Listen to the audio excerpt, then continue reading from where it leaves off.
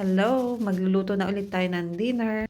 Nakabili nga pala ako nito mga manok na timplado na.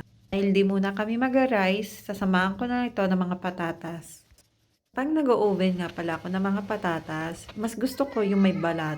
Kaso nga lang yung mga nabili kong patatas ay napakarurumi.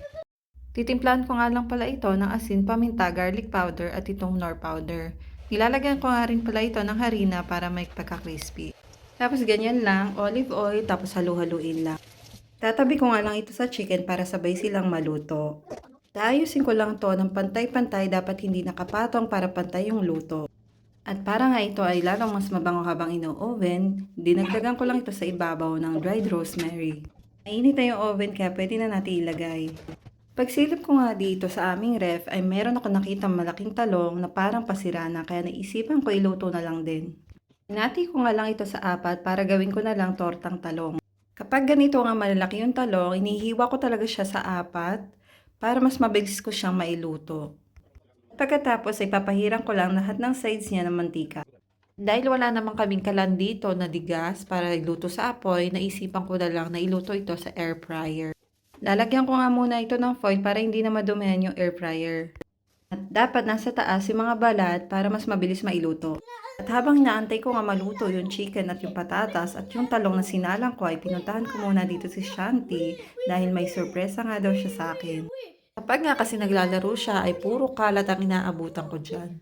Kaya naman sinabihan ko siya kapag hindi siya maglilinis at hindi niya lilikpitin lahat ng kinalat niya ay hindi ko ibibigay ang cellphone niya. Yan, habang inaantay namin ang aming dinner, nagsayaw-sayaw muna siya dyan. Mahilig kasi siya magupit ng magazine tapos dinidikit niya sa bond paper. Magaganda naman yung ginagawa niya kaso nga lang ay sobrang kakalat.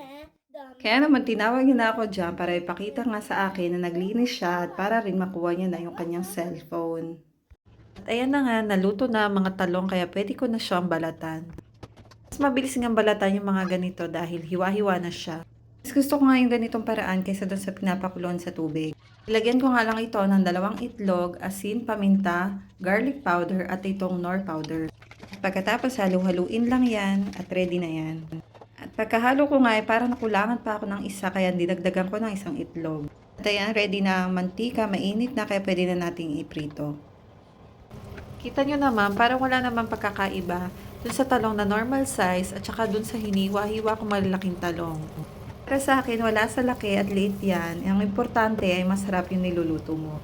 At ayan nga, naluto ko na, naprito ko na yung mga tortang talong, naluto ko na rin itong inoven kong chicken at saka patatas. Kaya pwede na tayong kumain.